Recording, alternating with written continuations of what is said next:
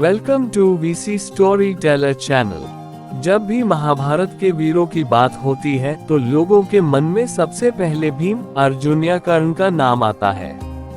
अगर ये चैनल आपको अच्छा लगे तो प्लीज लाइक और सब्सक्राइब करें। लेकिन उसी युग में एक ऐसे महाबली भी थे जिनकी शक्ति और संतुलित स्वभाव ने उन्हें सबसे अलग बना दिया था।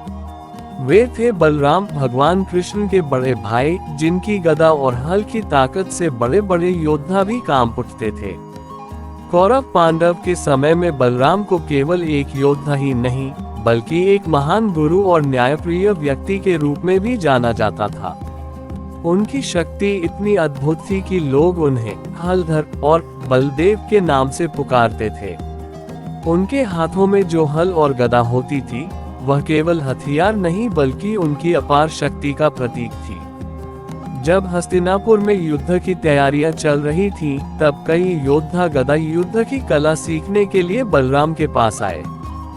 वीडियो अच्छी लगे तो प्लीज लाइक और सब्सक्राइब करें। उन्हीं में से दो प्रमुख शिष्य थे, भीम और दुर्योधन। दोनों ही बलराम के पास गदा युद्ध सीखते थे और दोनों ही अपने अपने तरीके से बहुत शक्तिशाली थे।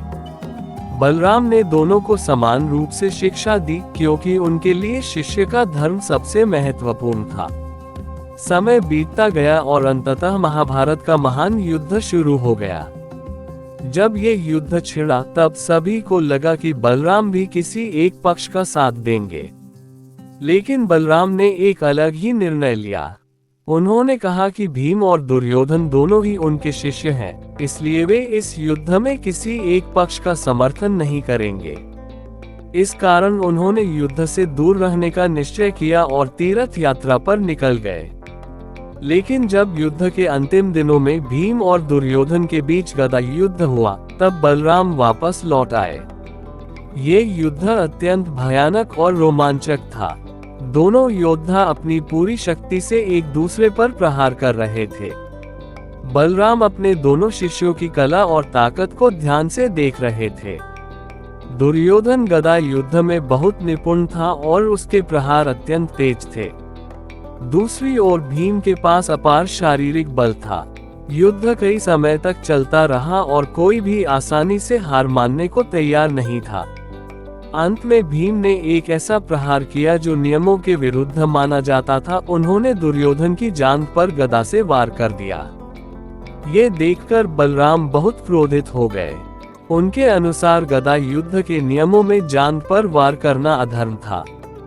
वीडियो अच्छी लगे तो प्लीज लाइक और कमेंट करें।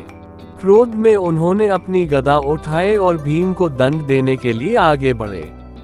उस समय वातावरण बहुत तनावपूर्ण हो गया था। तभी भगवान कृष्ण आगे आए और उन्होंने बलराम को शांत किया।